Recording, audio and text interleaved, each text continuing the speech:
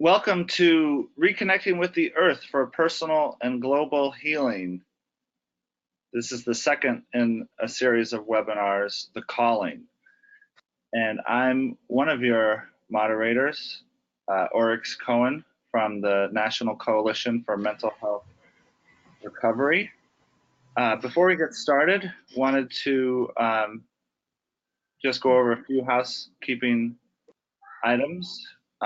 Thank you for attending. And if you want to ask a question, you can use the question function in your dialog box, and we will address questions and comments at the end. We're planning to go for about an hour and a half, so there should be a good amount of time for questions. There will be the recording and the PowerPoint presentation will be available. We'll post that on the National Coalition website, which is npmhr.org, and I will include that in your chat. You should see that soon. Also, just wanted to let you know that there was an article written about the series that goes more in depth. And the contributors are myself, Luke A. Shooting Star Walters, and Chief Rangi Ahipene. And speaking of which, we're really blessed to have a Maori chief, Rangi Ahipene, also a good friend, to lead us in a blessing to start the webinar. So I'm going to turn it over to Chief Rangi. Thank you, Oryx. Greetings to our global community. Thank you for attending and taking an interest in this immensely important matter, which is before the world, and that's our own personal healing, but the healing of our communities in this earth. So in saying that, I'd like to start this webinar off with a blessing. I would like to acknowledge my relative, Dr. Rose Rangi Pere, who taught me the fundamentals of this blessing, which I'm about to undertake. I will say the blessing in the Maori language, and then I'll give you a translation in English after, and then we'll hand back to our moderator, Oryx.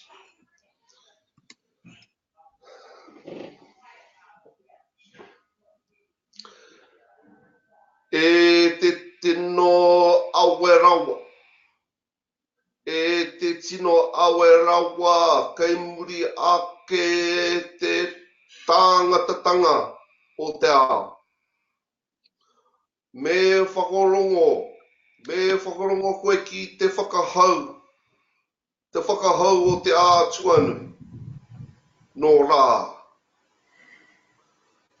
Whakahukia ki ngā hihi o te rā, ia tāhuna ai. Kāore kei kōnei, he wāhi mō. Ki te whai ao, ki te ao marama, ki hei mauri ora.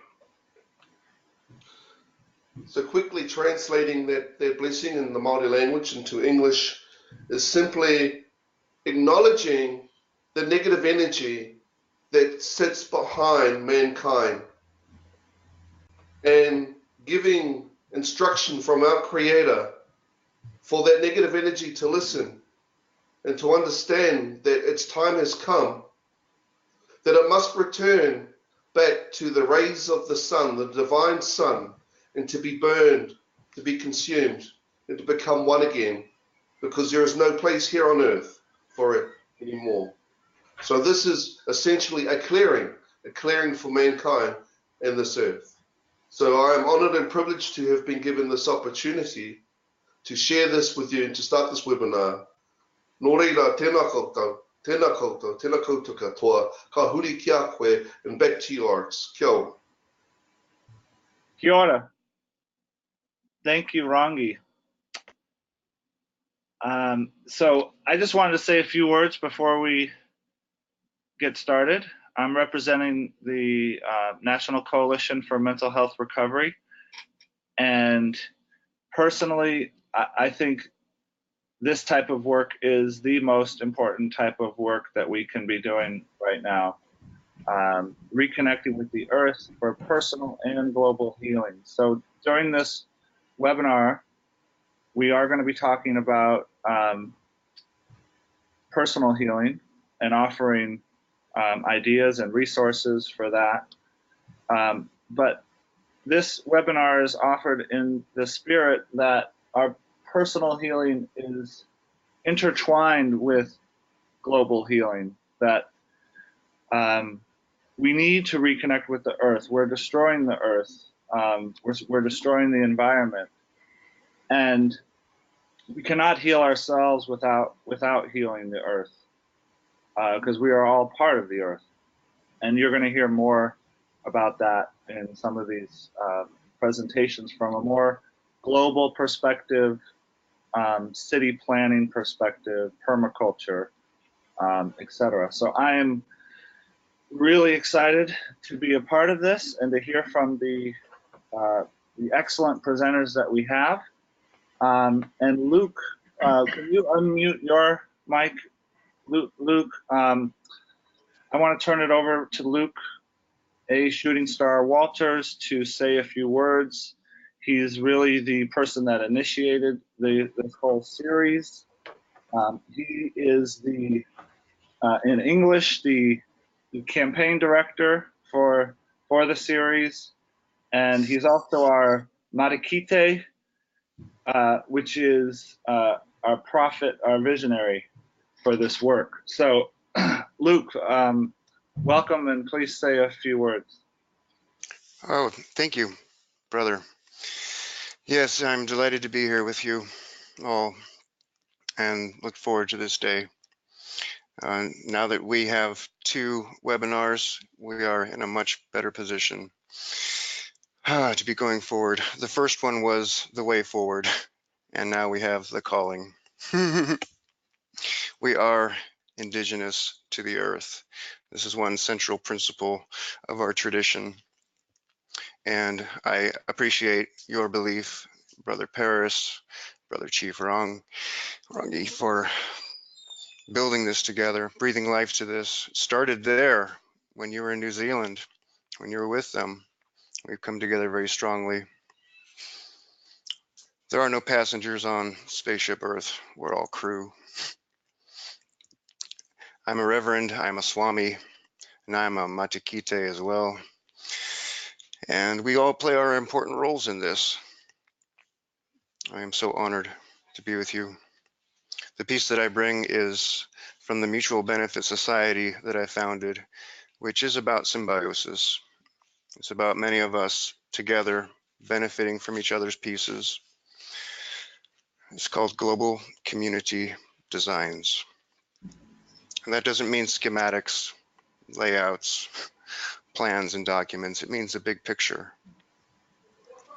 I came upon this tradition as a epiphany, because what I do is I consider the big picture and the connections, strategic collaboration, which this is a great example, and we're continuing it. I'm so pleased. Seeking the common ground. Wow. What is the similarity that we all have, you know?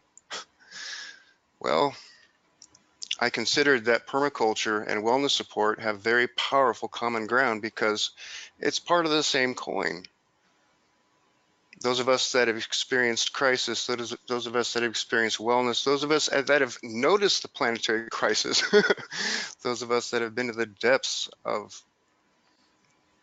the most severe trauma and crisis and returned, we're coming at it from 2 places and coming together in the middle. My story is a strong one, and that's what's brought me to this.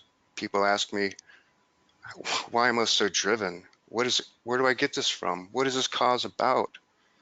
Well, wellness support and permaculture have what in common is permaculture people, they see the crisis on the planet and they change their lifestyle to become more in line with a wellness, homeostasis, sustainable wellness.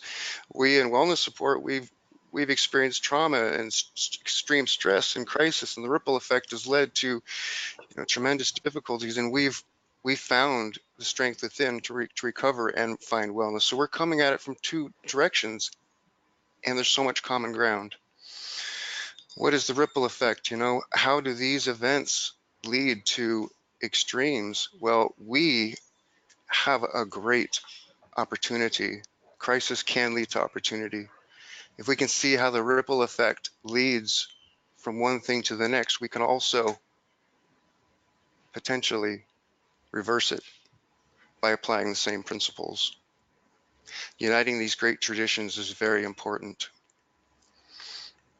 We champion the ripple effect for the future of our species and love of our home. Haura. Thank you. Thank you, Luke.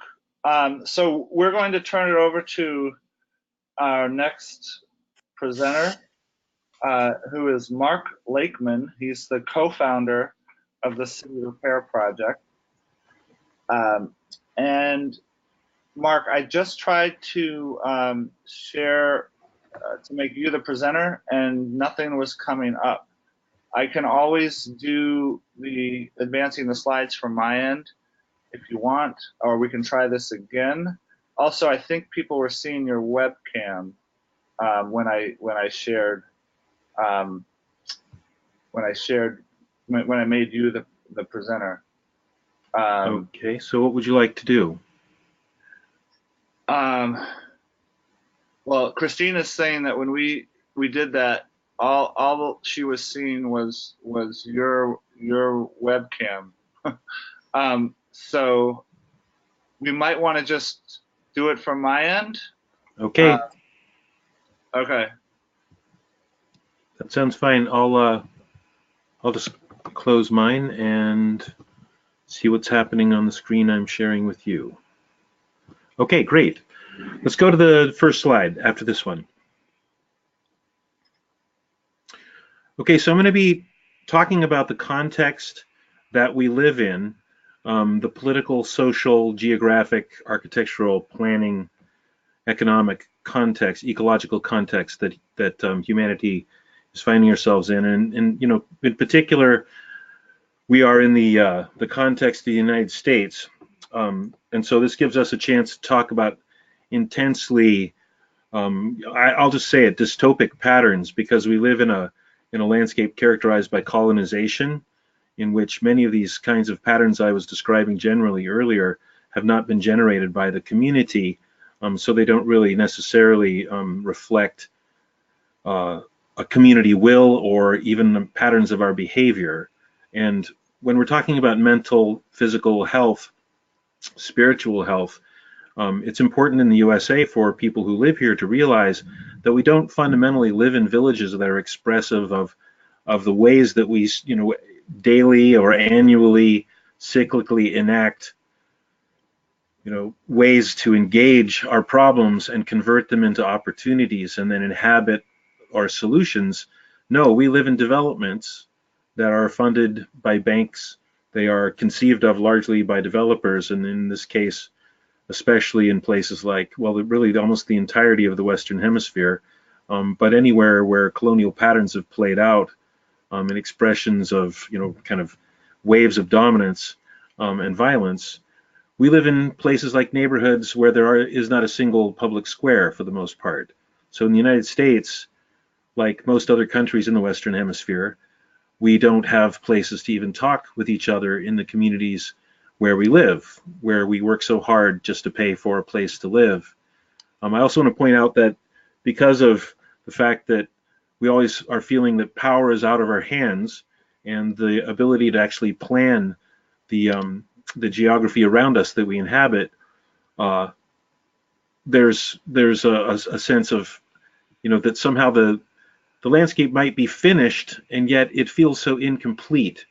We know from public health studies that Americans have, well, you don't even need a public health study to know that we have among the highest crime rates, perhaps the highest crime rates of all so-called first world nations.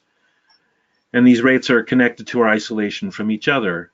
We also know that across the board, besides besides kind of generalized crime, we murder, we commit suicide, we commit theft, and a number of other kind of aberrant expressions that are largely a consequence of our isolation from each other and the utter lack of a larger sense of self, which I think we'll be talking about in many different cases through the day with the other speakers.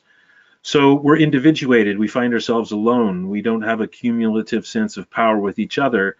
Not only do we not have a sense of agency locally, but we don't have agency with each other. And we end up having to deliberate through voting or through some form of advocacy if a beneficial modification is to happen in our environment.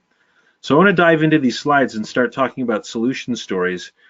If any of what I just said seems vague, I think we'll be shining some light on it and illuminating both the problems and the solutions as I go through these slides.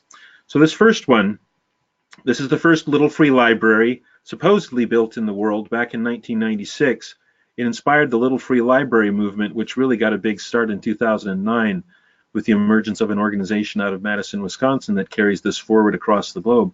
But the idea of micro libraries started in Portland as a guerrilla behavior that was spreading around the city, where people were taking basically stuff and working with foster kids to create installations that would animate public space. And what was revolutionary at the time was that it wasn't legal to do cultural things out in the spaces between our homes. We didn't have the power to put in something as simple as a bench without asking for permission. And it certainly wasn't legal to put a place for books, my God, books out in the public right-of-way. So we actually did this initially illegally, and within a few months it was legalized because we were able to point out to our city council that by doing this we would meet a lot of long-standing benchmarks and goals for community development, for making streets safer, for engaging youth, and addressing a lot of public health concerns. And in our proposal, we were saying we will make the streets safer. We will help people to talk. It will surely result in diminished crime rates and other indicators of stress. And with all of the problems bearing down on us, the City Council of Portland unanimously legalized not only the installation of these little things, but the revolutionizing of the entire residential roadway, right-of-way infrastructure of the city so that we could convert it all into cultural space, gathering places. Next slide, please. So vaulting ahead a couple of decades, we're now working in gigantic circumstances. All of this work is basically, its veracity has been verified over time, growing to larger and larger scales to the point where now we've been recently funded by the Rockefeller Foundation, working as one of 10 teams to address essentially climate-related issues in all 99 cities around the Bay Area. Not our team working on 99, but the 10 teams focusing on the diverse circumstances in the Bay. And the Rockefeller Foundation hoping that somehow this Bay Area can be the tipping point for the rest of the planet.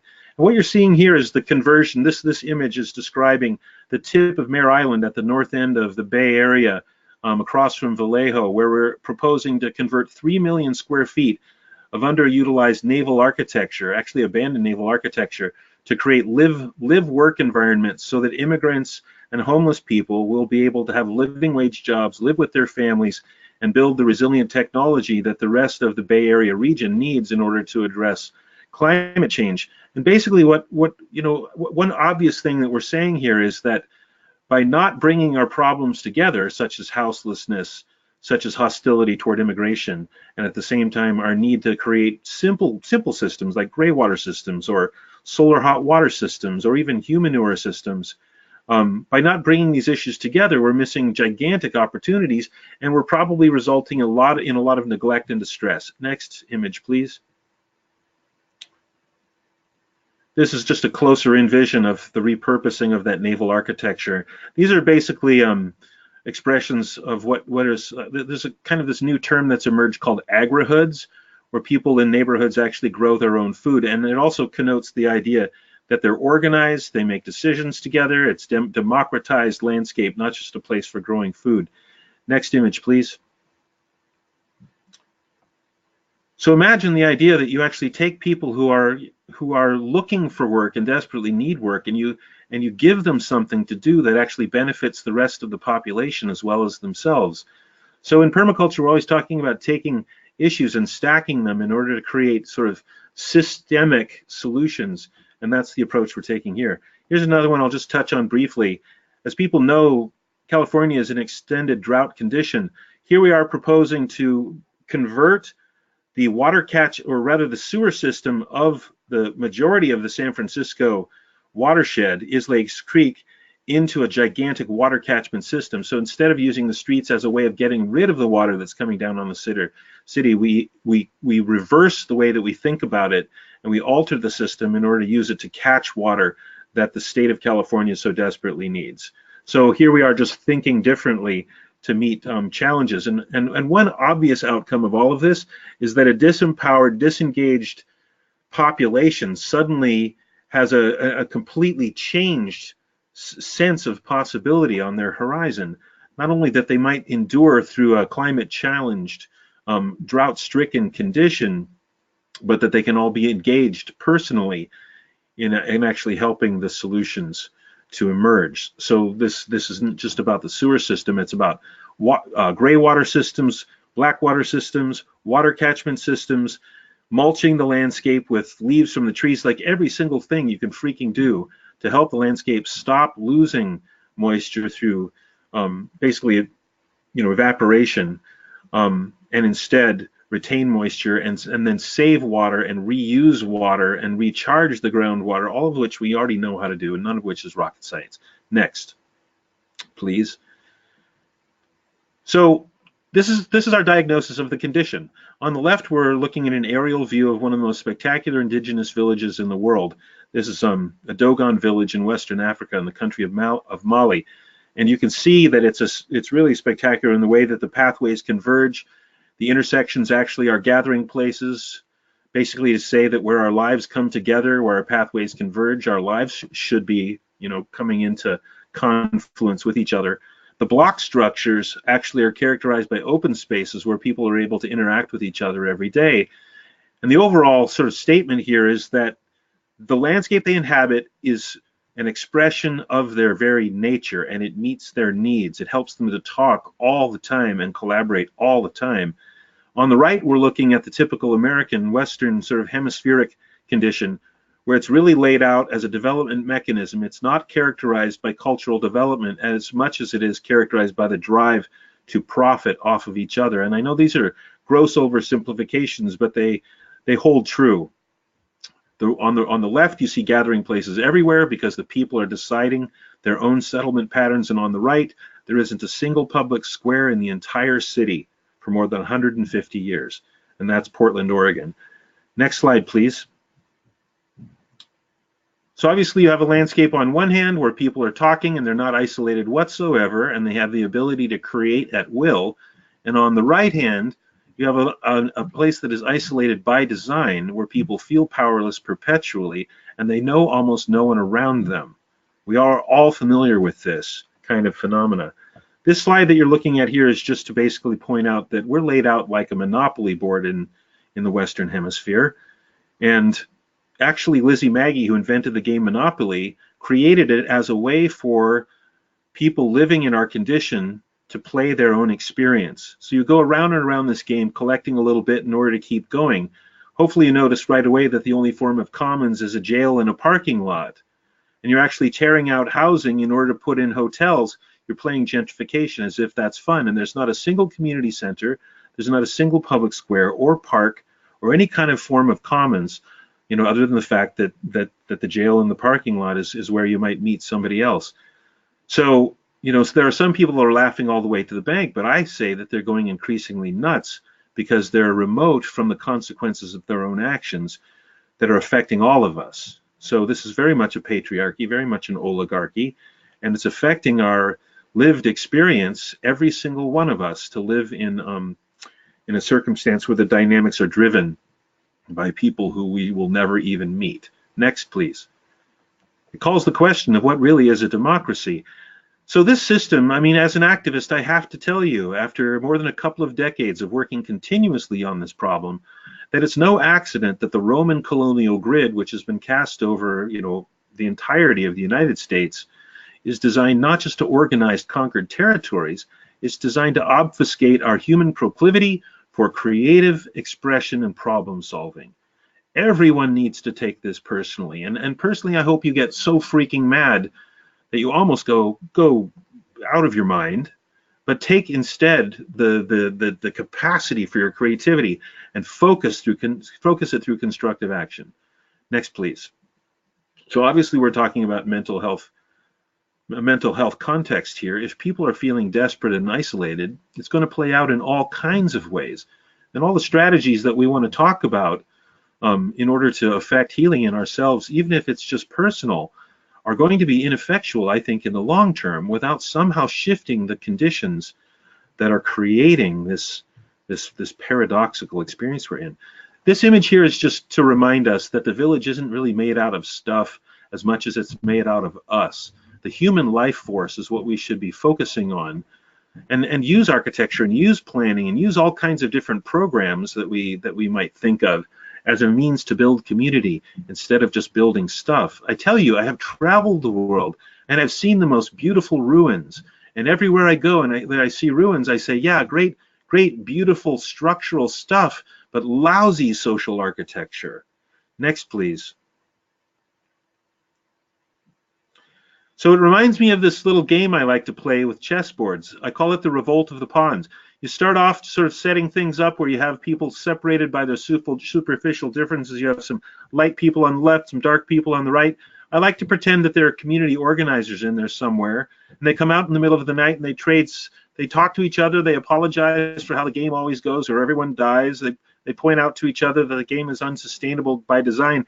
And in this case, you can see that they've decided to switch sides and start talking with the other pawns. And they're basically saying, hey, you guys are always talking about getting out of the box and thinking out of the box. Don't you realize, you fools, that we're in boxes?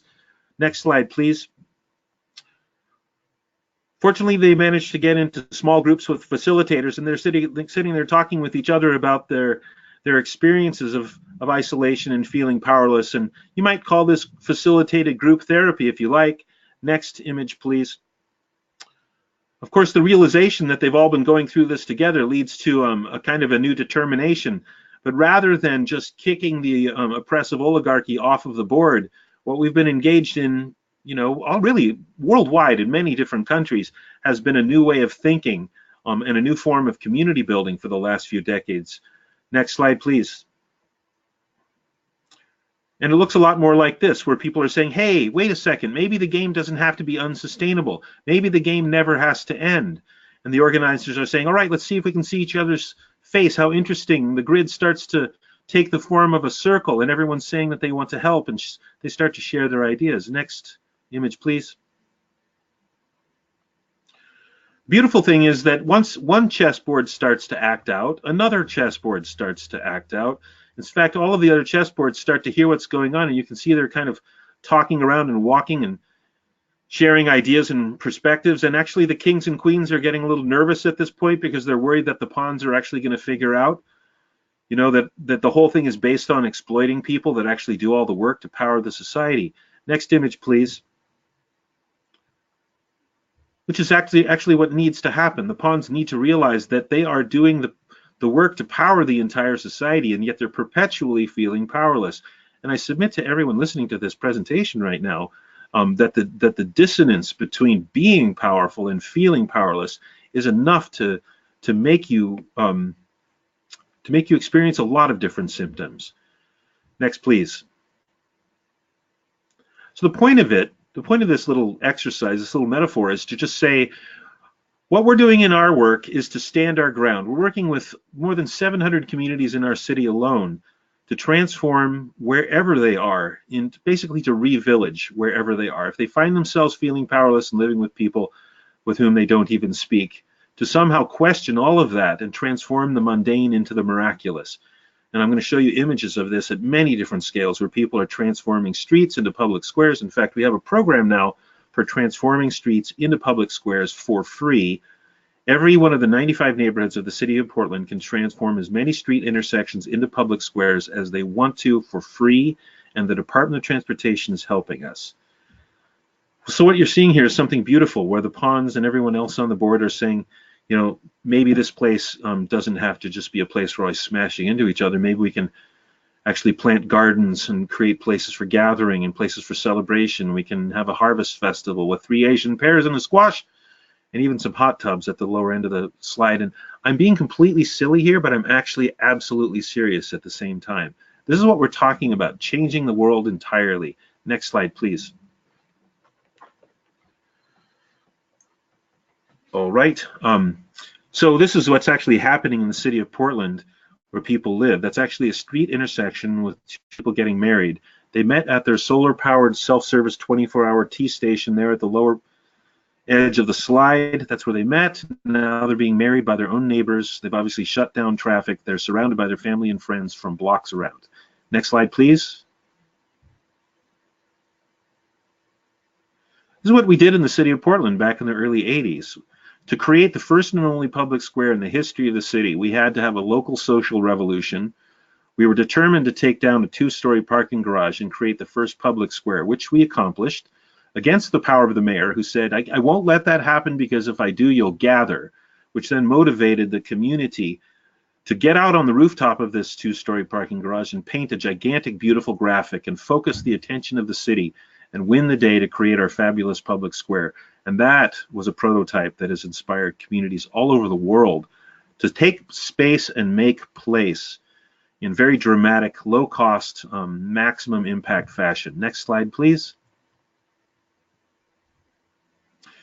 So the dream that we've been working on with the backing of our bureaucracies and city council is to do this at least one time in every one of the 95 neighborhoods, and literally as many times as the resident communities feel like they need to do in order to re-engage adults with youth, get everybody outside losing a little weight and becoming physically and mentally healthier again. And incidentally, the New England Journal of Public Health and the American Journal of Public Health have both published studies establishing the veracity of these initiatives. People are literally becoming physically and mentally healthier by getting outside and recreating isolationist space and making it into a commons that brings them together again and reflects their metaphors and their vision for who they think they are and who they want to become. Next, please. And really, you know, without showing the city council, this was actually our plan. On the left, lower left, you're seeing a mycelial network, which is kind of how a natural ecology organizes itself under the forest floor. You know, in all kinds of different circumstances in the world, you find this kind of ecological web that sends water and nutrients throughout a forest system, and it's actually intelligent, and it sends nutrients and moisture to the plants that need it the most, and it's intelligent. It actually makes decisions. So we're saying, just like a human village actually does work that way, so can the rest of the planet. So our diagram on the upper right is our strategy for inspiring the transformation of the world. And please don't think we're megalomaniacs by thinking this way. Everybody gets to dream about how to make the world a better place. And all we did was take a half an hour and draw a picture on a napkin, and that's been powering us for the last 24 years. Next, please.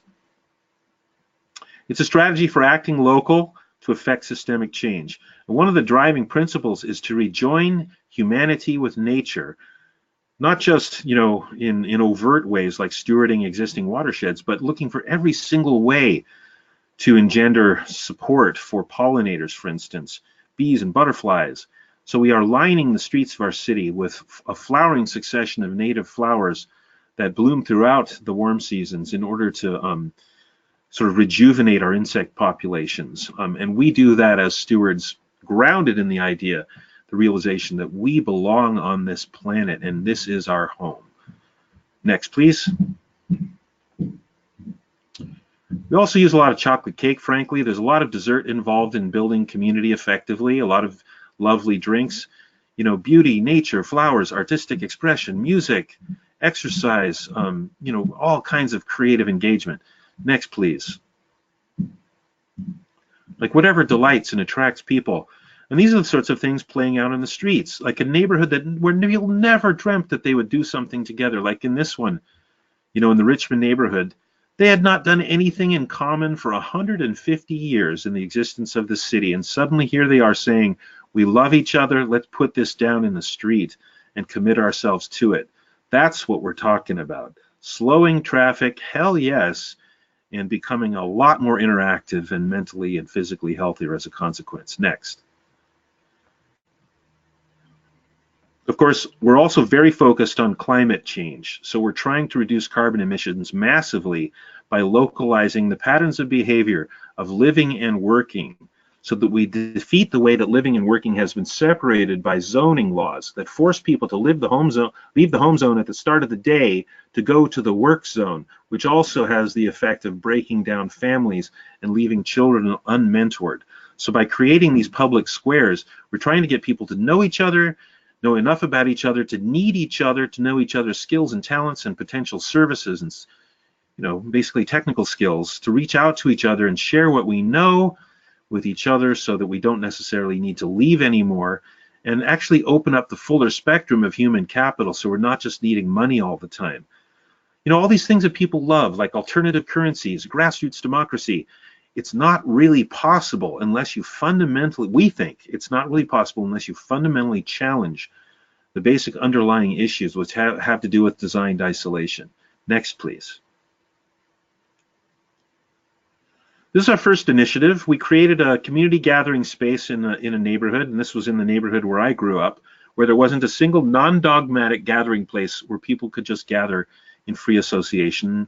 What you're seeing on the upper left is a floor plan. We actually recreated womb space, which is kind of, to talk about archetypes and architecture is a little bit esoteric for this presentation, but let's just say the greatest gathering places in the history of pre-colonial people are based on recreating the space that we've all known before we were born and we learned fear and prejudice. And I learned that in my worldwide survey of settlement patterns as I traveled around the world looking at healthy communities. So we created a version of this in the Selwood neighborhood, and it attracted thousands of people over the summer of 1996 when all of this got started. Next, please. This is just a view of the interior environment. Next, please. It was all made of natural and recycled materials, and that led to an epiphany that we were living in a landscape that was not characterized by gathering places. We had community dialogues. We looked at the standing benchmarks, goals, and objectives for the development of culture in the city, and we decided to meet them all at once. Unfortunately, we would have to break the law and take an intersection and turn it into a public square. But basically, we're saying this is what our ancestors did for thousands of years, and if we can't do it now, maybe by God, it's time we did it anyway. Next, please. This is what it looked like when we first got started. You can see obviously people are feeling pretty wonderful about each other and themselves. It leads to all kinds of restorative effects. People start to take down fences between houses, put in gateways and pathways, tear up yards and put in gardens, start helping each other and sharing skills and talents. Next, please. All these little features start to emerge in public space, and at first, as I said, it was not legal, but we just had to do it because suddenly the larger sense of self had awakened, and we saw ourselves as villagers with something that was bringing us together. And I swear to you, it didn't matter anymore what people thought politically. They had more in common that brought them together, and it started to put the issues that are so polarizing in our society into perspective. Next, please. We also noticed that even though it was now legal for everyone to transform as many street intersections into public squares as they wanted, our corporate media didn't tell anyone that it had now become legal. So we decided to create a mobile outreach vehicle, literally a mobile placemaking peace machine, we called it, that would go out into the city and basically take the news out that something had changed for everyone. Next, please. Oh, this was called the Tea Horse, by the way. It was a mobile public square or a mobile tea house, and everywhere it went, people had invited it to come. Go ahead to the next image, that's okay. People had invited it to come, and it was a mobile kitchen on the back of this beat-up truck. It cost us $45 to recondition a truck and build a spectacular thing because everyone in the neighborhood was now involved with everything that they knew how to do. So the truck was fixed by a mechanic, and all of these different people were helping, and they were all contributing pillows and rugs and cups and forks and saucers and camp stoves and, you know, all sorts of things. And it went out into the city. Next, please. Went around the city in a big circle. Actually, it was 27 events. And then we held hands around the entire inner city of Portland, Oregon, basically to occupy public space and claim our city, make a commitment and say, this is our place, and revolutionize how we see each other in the city. So obviously, you know, addressing social isolation is just one thing. But for me, it was every little kid on the route, as far as they can see to the left or the right, sees people treating each other with dignity and respect. And that is exactly the effect we were trying to engender. Next, please. I don't know how close I am to my 20 minutes, so somebody should please give me an update on time if I need it. So this we're Mark, we're over time, and so if you could find a place to wrap it, this is really good, really powerful, and we want to give time for the other speakers. So let's just sprint. This is just images of people revolutionizing blocks into villages. Next, please. Next. The next several are just images of people recreating blocks, converting garages into gathering places. And next. New forms of economy. Next. This is all happening in the same neighborhood, but also in next, please. Just keep going. Next. I love the images of natural building you have as well. Thank you. Urban orchards, urban agriculture. Next. Collective water systems, entirely transformed blocks. Go ahead through this progression, basically to say that the entire neighborhood can change. And these are projects all over the city at this point, replicating throughout the town. All these prototypes are now free. Food forests in the urban environment. Next. Urban houseless eco-villages. Here's a series of them. Next. Just keep going. So many different urban eco-villages designed by homeless people. This one for veterans. Buildings made entirely out of trash and natural materials. Next. Oh my God, whole huge story. Urban villages of every single kind, characterized by permaculture. This one for autistic people. Next. That one for people dealing with Asperger's. The entire landscape is a therapy program. Next. And then just finish by just scrolling through these quickly. These are just images of changed intersections all over the city. And I'll just close by saying that the sum total effect of all of this is to make the culture even stronger and more creative than it ever imagined it could be, so that it can undertake even more than it ever thought possible with a compounding effect. Thank you. Wow, so inspiring. Thank you, Mark. And there may be a technical issue that we're having with people seeing Mark's webcam. So if you are seeing Mark's webcam, please let us know in the question function, or if everything seems okay, please let us know. And Mark, if you could work on closing your webcam, we try to do it on our end, but I just want to make you aware that people may be seeing your webcam. Okay. Thank you so much. That was amazing and inspiring. And at this point, we're going to move from global healing, more global healing with the City Repair Project, to more personal healing. And we have Christine Karczewski, who's the co-founder of the Healing Field, another West Coast person from Tacoma, Washington, who is going to talk about the Healing Field. So Christine, take it away. All right, thank you, Oryx. And greetings, everyone. I am so pleased to be able to talk about what we have created here in Tacoma, and to hear other visions on this webinar. So I think we're with this group that Luke and organization that Luke and Oryx started, and thank you for that. I think that everyone participating is certainly following the direction and guidance of Thich Nhat Hanh. Let us share the vision and make it possible for great love to arise, because that's really the bottom line, is love. Next, please. Sorry. Okay, so Mount Tahoma Sanctuary is a place that, a concept in a home that my husband and I created in July of 2016, that would be a residence for people with a lived experience of mental illness to come and live without pressure, because so many times homes or residences have time limits, and so we have created this space in a way that is a container for healing. So there's a spaciousness and there's a community that supports it. Next, please. And the Healing Field is that community.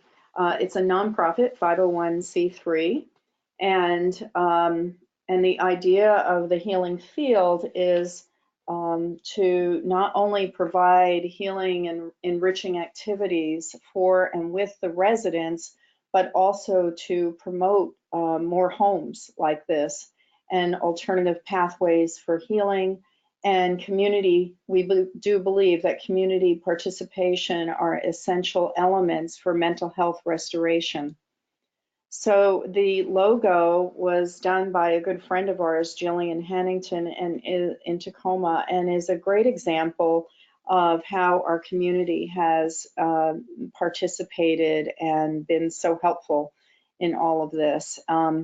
So it represents a Purkinje neuron spreading new dendritic connections within a community with heart and healing light coming in. And it also expresses to me the idea of more network, more connections in our community as a result of this and all the other work that's being done that's, focused on bringing together villages of people who are relating and interacting with each other. So next, please. So I am Christine Karczewski, and my husband is Po Karczewski, and we're the co-founders for Mount Tahoma Sanctuary and the Healing Field. I have a background as a psychiatric nurse practitioner, and so does he. We are both prescribed medication in a very minimal way. You could almost say we're deprescribers. Our focus is very holistic. I've been an energy healer for about 20 years and a massage therapist for about 30. And I approach healing in that very holistic mind, body, energy, vibrational kind of way, which really, I think, put me in a position to imagine and envision what we created. So next, please. So I love this quote this line from Anthem by Leonard Cohen. It's really sustained me through some hard times. Ring the bells that still can ring and forget your perfect offering. There's a crack in everything. That's how the light gets in. And so this all came to pass when our son was having great difficulties and was coming through it. But it was clear that we needed a place of support for him and for others, and we really felt called to it. And in Michael Mead's word, he's one of our local luminaries, because what calls to us is timeless. The calling can come at any time. At each turn in the road, our life's work awaits us. Thus, our calling keeps calling, no matter our age or position or condition in life. So this rainbow just showed up on the counter at Mount Tahoma Sanctuary, and these are our son's hands, and he just happened to place them there on the counter, and then we all saw this rainbow. And so this photo has meaning for me. If you can continue, please. Oh, back one. Yeah. So during this process of envisioning, we felt very supported by the earth and by spirit and by our community. In the lower right-hand corner is the first home that we started, which was a rental. And within 2 weeks, when we put the word out, within 2 weeks, we had it fully furnished, a three-story home. And so it's another illustration, I think, like Mark was pointing out, that people really want to come together and they want to help and they want to engage with one another. And we painted the place from bottom to top and with our community, and it was great fun. Next, please. So we honor these truths, and this is not a comprehensive list, but we honor that there are and acknowledge that there are different perspectives and approaches to healing, and that that there is this continuum of human experience that we're all in, and that we hold a tremendous human capacity for transformation, both personally and in our culture and globally. So it's like it's innate in who we are as human beings, just like our immune system knows what to do when we have a cut or a cold, so too does our vibrational systems on a personal and larger level know what to do for transformation. So we also recognize that healing is a spiritual process, and it's an emotional process, and it's a relational process. And so to think that we can just give people a pill and make it all better or good enough is a ridiculous concept. And we also adhere to the idea that energy is meant to flow, that there has to be a giving and receiving, and an inviting and an ease for us to create our visions, to manifest our vision. And so with the sanctuary, we invite our community in, and people come and do all kinds of things. They share a talent, maybe just once a year, but then they're invited to everything else that we do there. And so they're able to receive on personal levels and to give on a community level. Next, please. So Luke asked me if I would talk about this as a container, and it's true that the healing field and the sanctuary are containers for healing and for community.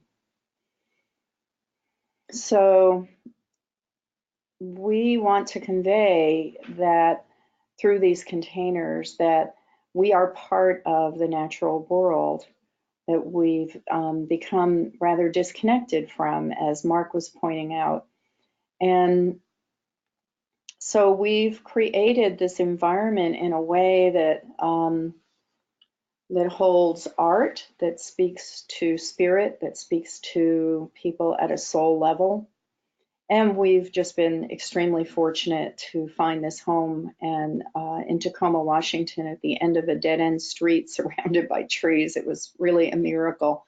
But that's an example of how the universe provides for us when we have a soul level vision. So we also convey emotional spaciousness, or do the best that we can with that. People really need space, and a non-pressured space to heal, and of course support. So we do the best that we can in supporting. It's not a staffed place, it's not a facility of any kind by any stretch of the imagination.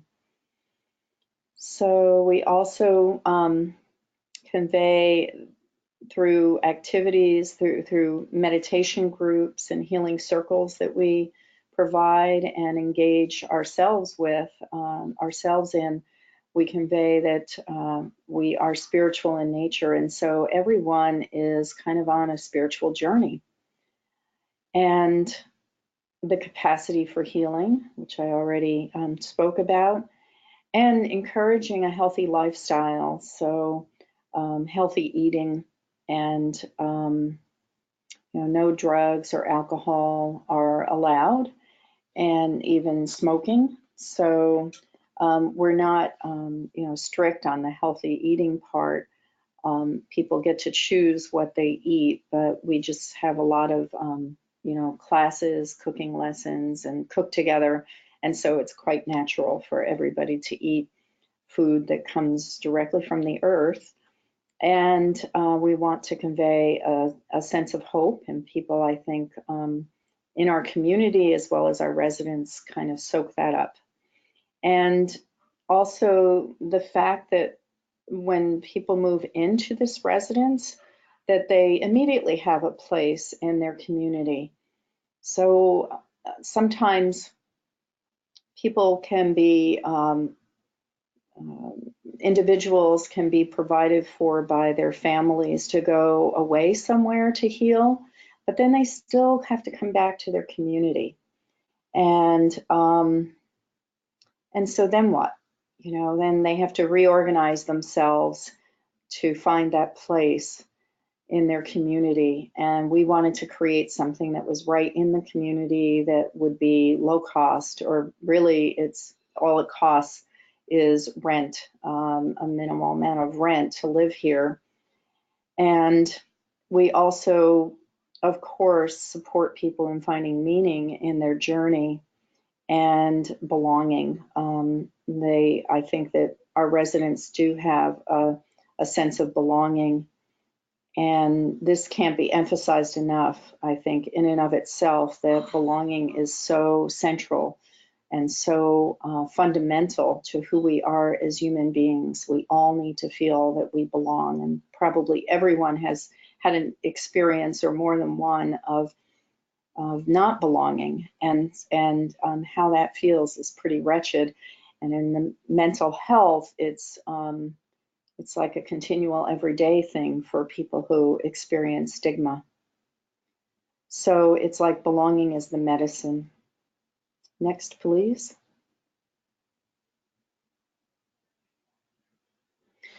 So one of the things we love to do is cook and eat together. And this is a way that we all heal and live and can thrive. I can tell you that I eat healthier when I eat with the guys at the sanctuary. And in the lower right-hand corner is a photograph of some gardens that we're putting in fresh this year. And in the top right-hand corner is we're making spring rolls together. And we make sauerkraut, so that probiotic healing essence of sauerkraut. We love it. And in the lower left-hand corner is a good friend who has led us in healing foods groups, yeah, and classes. So next, please. So we feel very supported by the community, and we host healing circles, art workshops. We've hosted house concerts and chanting opportunities to come together and chant, and yoga. We pay for yoga out in the community. Our son has found a path of healing through Kundalini Yoga that's been really significant for him, and he's now in training to become a teacher. We have, our latest thing has been Healthy Cleaning, represented by our friend Denise in the lower right-hand corner, who's teaching us how to clean without chemicals, and to follow the energy and bump the energy up in the home as we clean. So next, please.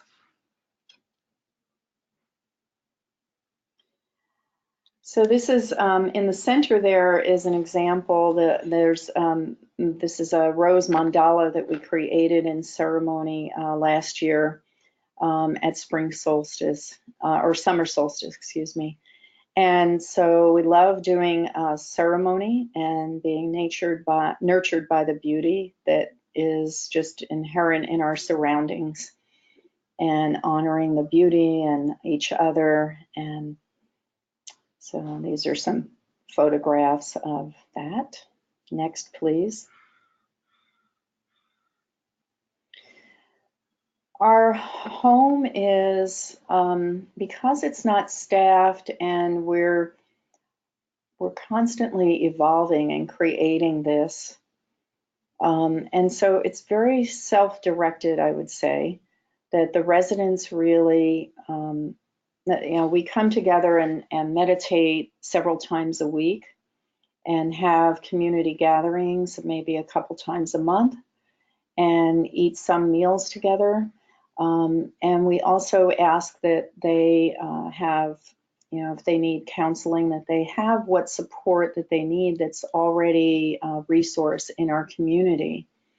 And so otherwise, it's really a self-directed. They get the spaciousness to really move their life forward. And this, I think, is very transformative. Next, please. So Mount Tahoma Sanctuary is affordable, and it's an affordable model. It is a boarding home legal structure legally. It's not a group home or a facility, and it is enriched by the healing field community. And together we feel that that this is a model. The essence of it could be a model for other communities. Next, please. So we feel that isolation and dependence and depressing environments are very typical of mental health housing or homes or residential facilities.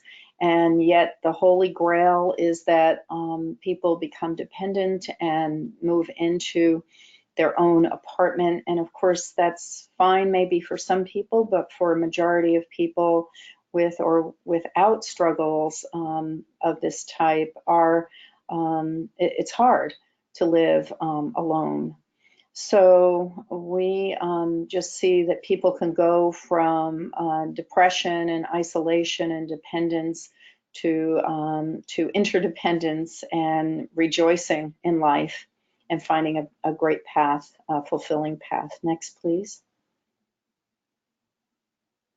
So the healing field is evolving. I've already talked about that, and that we want to promote uplifting homes. So we're kind of on the cusp of that. We're working on that. And alternative pathways for healing and community participation.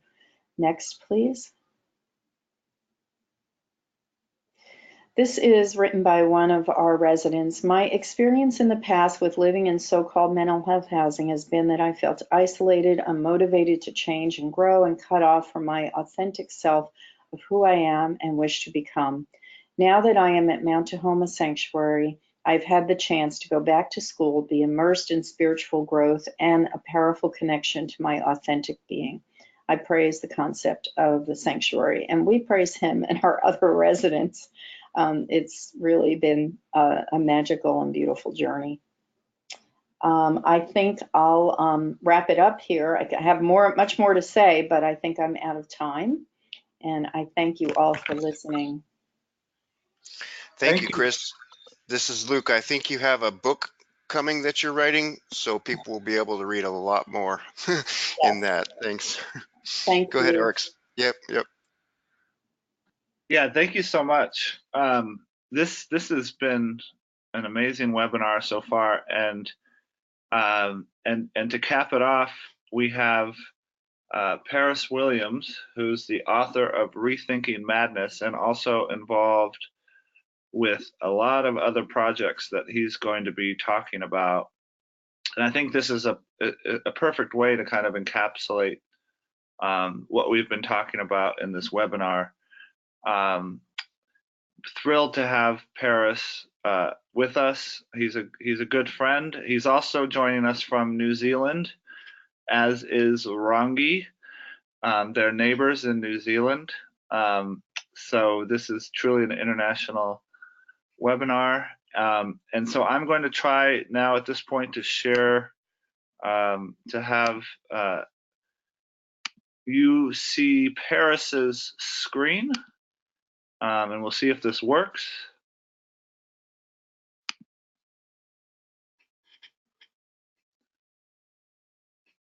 There we go. So take it away, Paris. Great, thanks. By the way, can you hear me? Yeah, we can hear you loud and clear. Okay, great. Hey, thanks so much, Oryx and Luke, for organizing this, and Rangi for the lovely prayer. And gosh, those are some really hard presentations to follow. They were so inspiring and beautiful. Thank you, Mark and Christine. What I'm going to be presenting is a tad drier. I'm going to be moving into a little bit more kind of theory, the theory kind of underneath what we're talking about here, expanding our vision of wellness. So really trying to bridge the idea of healing not just the person, but society and the earth. So really recognizing this kind of devastating collapse is happening on so many levels, but seeing it as a possibility for transformation and renewal. So first of all, let's see, kind of a quick roadmap. So what are the questions we actually have to ask when we're looking at moving towards an expansive wellness model? And I'm just going to really briefly, I'm just going to touch on these briefly, and I'll send you to more resources where you can go into a lot more depth about these things, but touch on each of these questions. So the first question is, well, what do we actually even mean by a living organism, a living system? Not just a person, but we're talking about more than just human beings. We're talking about human society, ecosystems, the earth, our fellow earthlings. What do we mean by wellness versus distress? What do we mean by the self when we talk about the self? What role do extreme states play in healing? That's something I've done a lot of work around, especially in my book, Rethinking Madness. I've really captured that. And how do we best support people and living beings and living systems going through transformational crisis? And what are the mutual benefits of supporting both people and the earth through crisis? Since it's sort of all unfolding right now, isn't it? So what is an organism? It's an interesting history I don't have time to go into, but NASA, when they were trying to find life on Mars and other planets, they had to ask this question, well, what is actually life? And James Lovelock, a NASA scientist, came up with the Gaia theory, essentially, even though it's really deeply rooted in all the indigenous societies, have recognized that all living beings, living systems, and the earth in general have so much in common. They're all living, and what they essentially share is this innate desire and capacity to survive and thrive. They're all self-organizing. And they all seem to share this basic process of continuously assessing the needs. And again, whether you're a bacteria or a redwood tree or a human being or a dog, we all do this. We're continuously assessing our needs, whether it's conscious or not, which leads to a motivation in the form of humans we experience as emotion, which compels us to act to try to meet the need. So for example, let's say my need for companionship isn't being met. I'm going to naturally feel an emotion of probably loneliness or sadness, and it's going to compel me to reach out and connect to somebody to then complete the circle. If I'm hungry, if my need for blood sugar is not met, I'm going to feel hungry. I'm going to go to the fridge, make a sandwich to meet that need. So this is happening on every level all the time within all living beings and living systems. And this is just a basic list of human needs, very refined, but most people, I think we all can relate to all these basic kind of core human needs: existence, maintaining my physical body's existence, safety, peace, and ease. We all need meaning, freedom, empowerment, support, love and connection, authenticity, and worth, right? We need to be valued and to be valuable to feel that we can contribute in some way. And now we need to also take that one step further and rethink our definition of the self. So contemporary society has really moved in a direction of having this ever-constricted experience of self. It's quite sad in many ways, because if you look at our history, going back to indigenous society, at least what remains on the earth today as far as indigenous society, we can speculate that all indigenous society, all of our roots, we kind of got it. We got it that we're not separate islands. You know, we are, our self fundamentally consists of our community and the environment in which we're embedded. And in systems theory and complexity theory, they often use the term holon, like defining each layer in a sense of this broad experience of self as a holon. And so each layer, each holon is an organism in its own right, and yet it's embedded in a much broader system of self called a holarchy. So my own personal organism, going right down to the basic structure, I have living cells, which are each individual organisms in their own right, have their own consciousness, will, etc. And they each contribute to organ systems, and they each contribute to my entire body, which contributes to a family, society, human species, and finally the entire biosphere. And so really expanding the whole definition of self. And distress, and so looking at the needs distress model, it's not only personal needs that matter, but actually we have to look at the needs of all these different layers, because distress and dysfunction on any one of these layers will affect the other layers. And so when we're trying to support people in moving towards well-being, we really have to look at the other layers of the self that are embedded within and without of that so-called person. So I kind of came up with the term a disorder of constricted selfhood. In a way, I'm really challenging the sort of medical model, mental illness labeling of all these disorders, and going, you know what, when it really comes down to it, what has actually kind of gone wrong with contemporary human society? We've developed this increasingly constricted experience of self.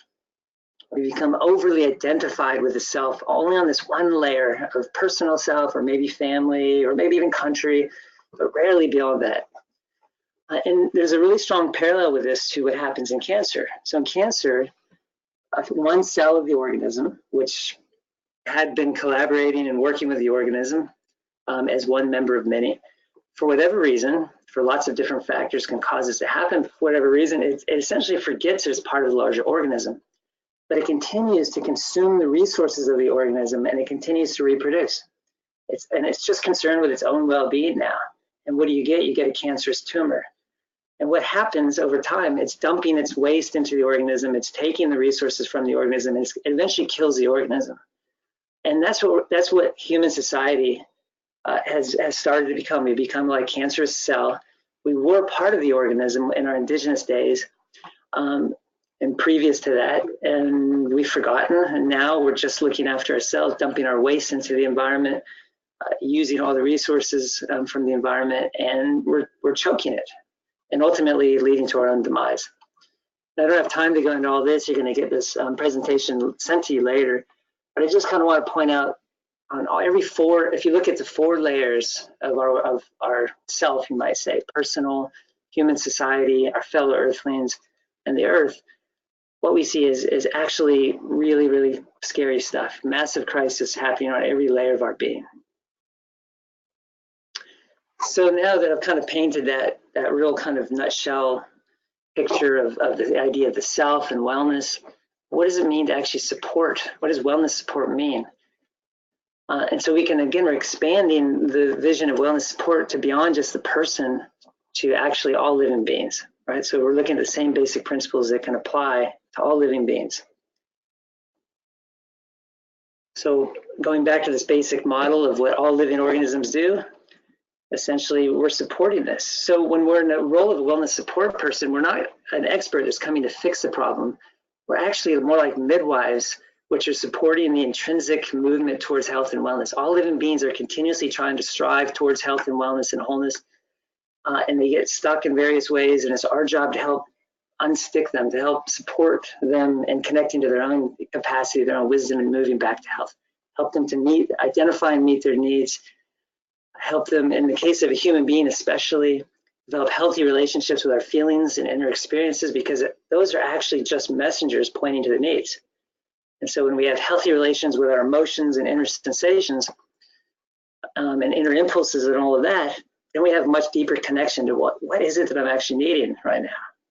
And when we do that, it's easier to develop an effective strategy to meet those needs. So again, as a support person, that's what we're helping do. How do we actually help this person, this system, in developing and effective action to meet the actual needs that are up for them right now. So I'm going to shift to the idea of extreme states. There's different words for this, and the human experience, we often call it psychosis or spiritual emergency or spiritual crisis. It's very relevant for what we're talking about here, because we're talking about crisis. So when a living system and a living being goes into distress, there's basically, we could say there's sort of two steps that it undertakes. The first is initiating desperate survival strategies. So just speaking about people right now, the first thing, as we experience increasing threat or trauma in our life, we're going to shift from thriving to surviving. And this is where the so-called mental disorders, mental illnesses kind of show up, the kinds of symptoms. And basically, we start to shift to extreme emotional experiences. Basically, my organism is screaming at me, something's wrong, you need to do something about it. And extreme behaviors, addictive behaviors, maybe even criminal behaviors, whatever it takes to try to survive. And if that's not working, then you might say my organism undertakes a more precarious, more desperate process of attempting to transform the self at a fundamental layer. And so this is what we often call psychosis, spiritual emergency. My experience of self is no longer sustainable. And so there's this initiation of breaking down in the service of attempting to break through to a healthier, more wholesome way of being. And we see this not only in human nature, as we talked about psychosis, et cetera, but we see it also in other living systems, and even in the whole series of a process of evolution, which is really fascinating. I don't have time to get into it now, but it's, again, we can totally see these parallels throughout the living world. So I'll say a little bit about recovery then. So if we kind of go back to my own research and a lot of similar research about what helps human beings through such crisis, we can also look at the broader view of what might support us and the Earth and our local ecosystems and our fellow Earthlings. So for human beings anyway, recovery factors that really showed up in my research, people need to have hope in the possibility of being able to actually break through and come out of the crisis and into a healthy, wholesome, enjoyable life. They need support in developing a personal narrative around this, making sense of what's happening that's hopeful and meaningful. They need to develop healthy relationship with self and others. They need to identify their own needs and values and learn to live in line with these, and establish a sense of meaning, purpose, and direction. That last bit is really about moving from survival to thriving. So thriving is really about, having enough of my needs met to where I can really start to channel my energy back into the world, back into something that feels purposeful. And then the transformations that people who have gone through such crises and come out the other side, what we generally find, in a nutshell, is a more expansive, more flexible experience of the self. It's really what it kind of comes down to. At least that's my own interpretation of what I've seen in all the years of work I've done in this field and research. And I think it really makes sense. Again, on a personal level, we're seeing someone move from an unhealthy, constricted experience of self to a much more healthy, wholesome, expansive, and flexible experience of the self. And this is something that we really need to support our entire human society in doing. And of course, the benefits that go with that are obvious: well-being, greater equanimity and resilience, and of course, healthier relationship with self and others. So kind of putting on, I know I'm throwing a lot at you, and again, I'm going to give you some resources so you can dive in a bit deeper if you like, but kind of putting this all together when we're actually looking at, when we want to support wellness recovery process, there's really two things that need to happen. Whether it's a person or a living system that's in crisis and we want to support them coming through.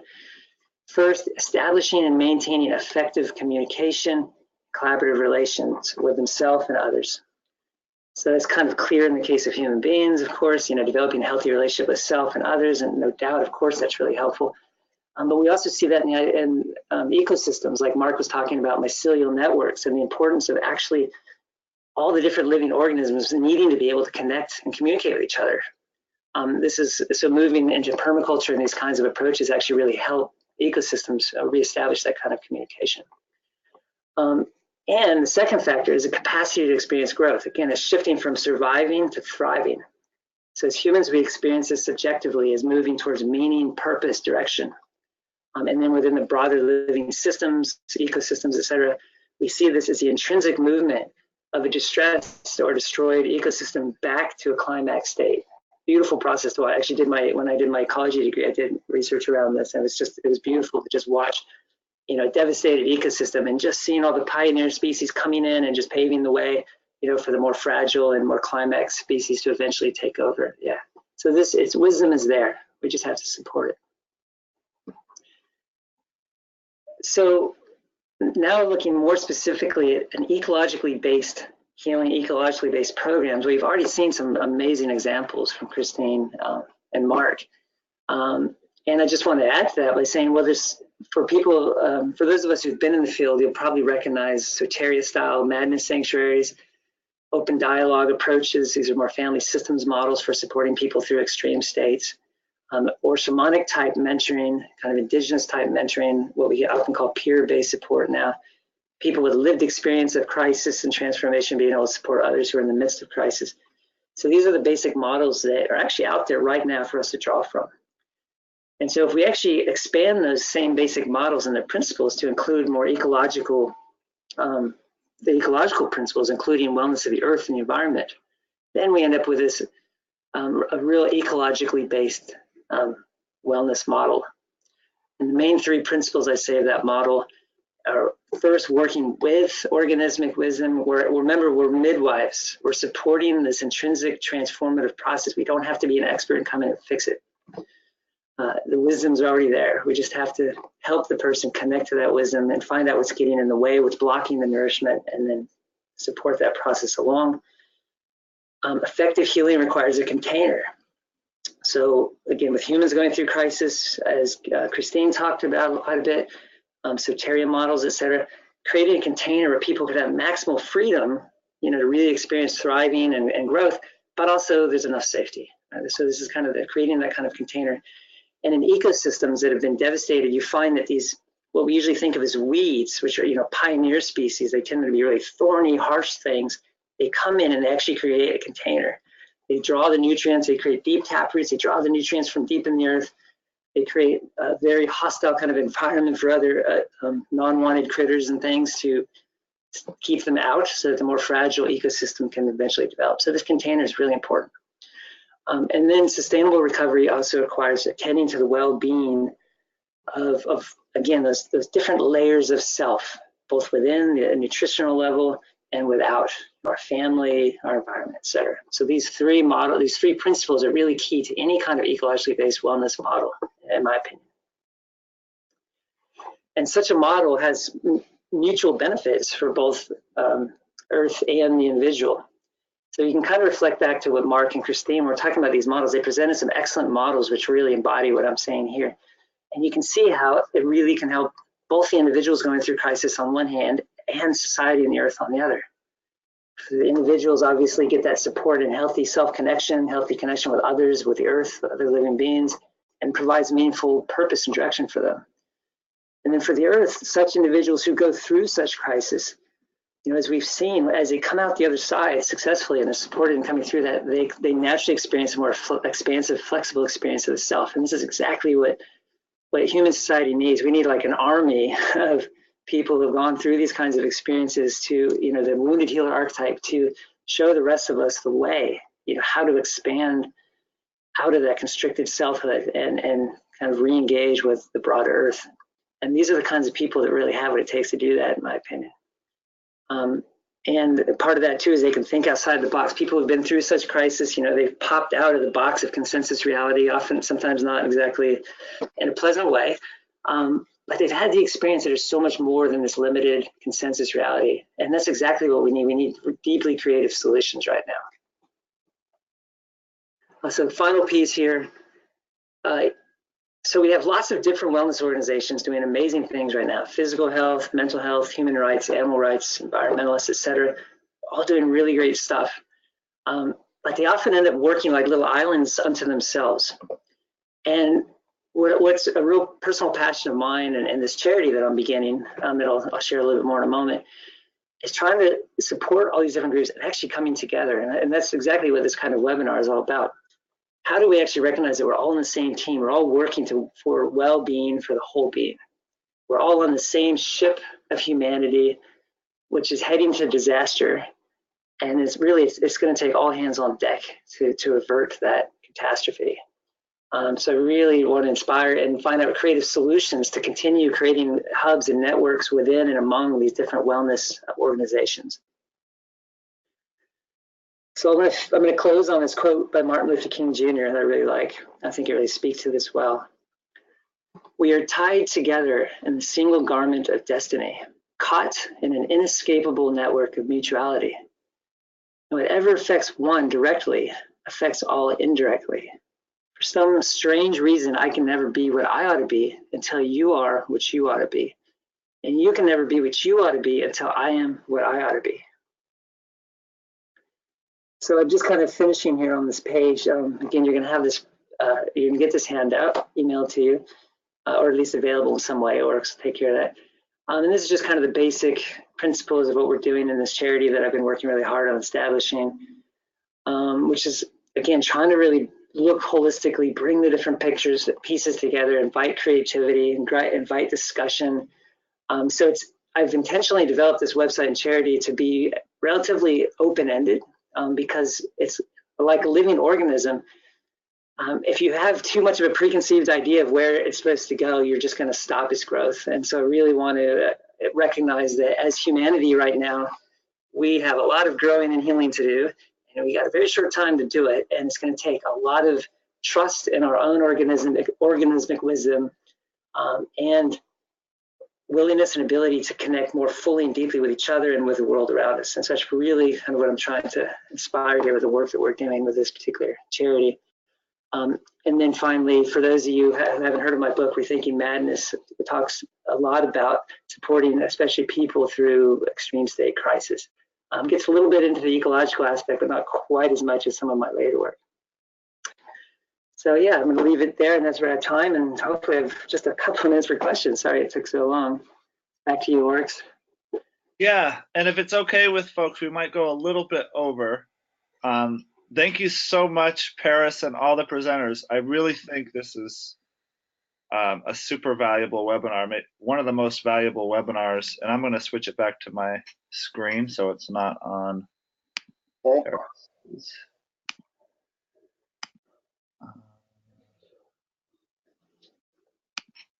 Okay.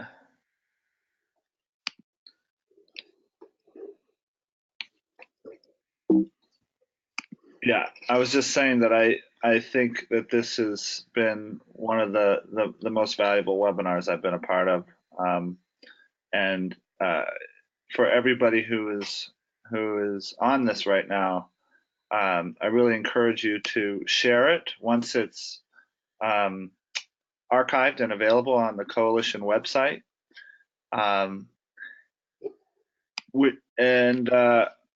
Also wanted to let you know that Luke was going to say a few words, but we've run out of time for that particular presentation. So what I'm going to do now is I'm going to give you the website in your chat, and at this website, Allied Circles, you can get a hold of Luke's presentation, and he'll also say a few words before we close about it, which is also kind of regarding next steps.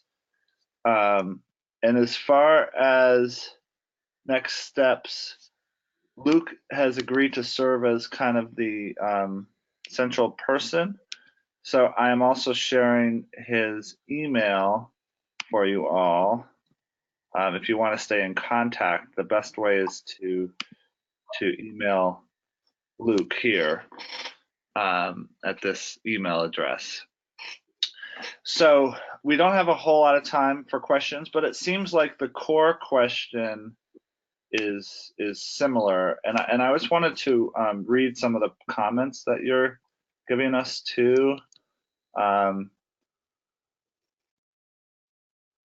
Which I think is reflective of the quality of what we've just experienced. All of this is so amazing. It is so close to the atmosphere of what I am trying to do in to bring all our communities together worldwide. This is Nicholas Siegel. He gives a website, which is the RadioCave Foundation. Such an inspirational webinar. And I can read another one. This is from Ivy. I just had a young volunteer collect our signatures to clean up Lake Okeechobee in the Indian River in Florida, USA, and I suggested we take the algae-filled lake and transport it to a desert area in the US rather than dump into our rivers and oceans. He was so knowledgeable and said a man in India had done something so similar, and the lake is filled with excellent nutrients to do just that. I love your message, and if you can get your hands on Lake Okeechobee's nutrient-rich algae-filled waters and muck to transport to create a desert oasis, count me in as a volunteer supporter. Thank you, Ivy, and great idea. She also had a question which is related to some of the other questions that people had, which is basically how can we recreate this model on a national level? All of the ideas tonight from each speaker are fabulous. And then we had another question about how can we do this in areas where people may kind of inherently know that this needs to be done, but are not actively doing much. So yeah, how can we bring this to more places is the question. And you can unmute yourselves now at this point, speakers. This is Luke. I would like to hear from Chief Rangi and Paris about how you envision bringing that around your parts, because I noticed some inspiration to do just that. I live in Portland, and we're at a mecca of where it's happening.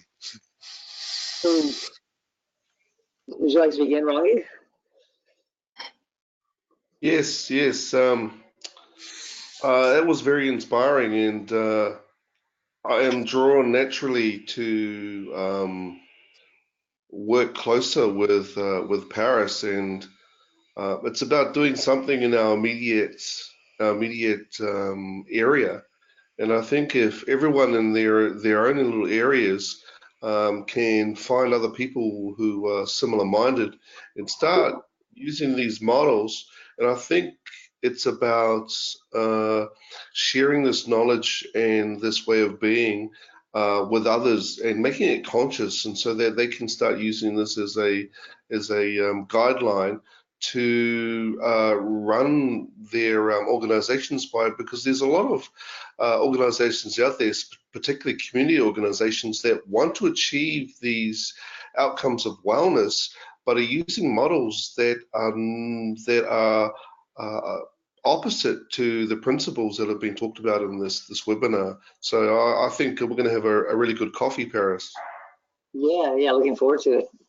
What is that expression? Think globally, act locally. So absolutely,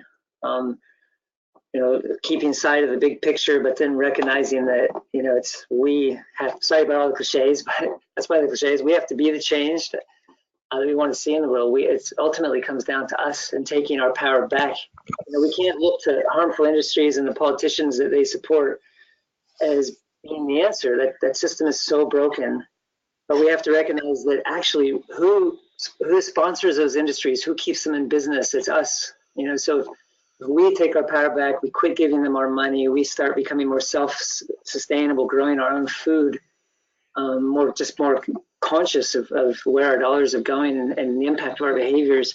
That's how we're going to change the world. So I think it's the only way we're going to do it. Yeah, Paris, you took the words out of my head with be the change, And in Mark's presentation, we saw that it is possible. We might think we're powerless, but large or small, all of our efforts matter. Just one drop is all it takes. He gave us some proof that we were successful, and others can be successful in other regions as well. We've provided a lot of great content on the models that are useful, and I'm going to follow up with some examples of how we apply these models in other areas and what's happening already. Earth Dance International is an event series that's been going on for a long time, where people can find each other and share these messages on big scales. Festival Fire magazine is promoting these new cultural transformations. And I have a lot of examples of circular economics, collaborative designs for getting together, and closed systems like what you said, Paris, and what Christine said, you know, the container for health, wellness, recovery, safety to happen. It's on a micro scale and it can be on a macro scale. So I'd like to say something about that micro scale. And I love the concept of the ripple effect, the reality of that. And I think that I think living and experiencing your vision in your body is really, really important. And like walking in the energy of that vision for creating community or a project or whatever it is. And of course, joining with others. And also the idea of creating community wherever you go, you know, the grocery store, the park, wherever it is, that you're connecting, that we're connecting with another human being, or at least open to that. And I just feel that that as we experience or as we build this energy and actually live it on a moment-to-moment basis, I think from that micro level to the macro level, it's important on all of those levels. Thank you. Yeah, I'm feeling filled up. I'm feeling like this is the work that I want to be doing, and I'm really thinking that people need to see this webinar. And we need to get this out there. Again, help from the attendees is appreciated to help get this out. But and Oryx, let's not forget to mention the work that reconnects. You said right there. This is the important work, man. Right. Right. So we've gone a little bit over, but I'm wondering, Luke, if you want to just say a few words to close it out, if you had anything else that you wanted to say. And I wanted to thank you very much, Irene, our Matikite, and our campaign director, and having people be able to contact you for next steps. But did you want to, is there going to be another webinar? My pleasure. My pleasure. What's coming up next?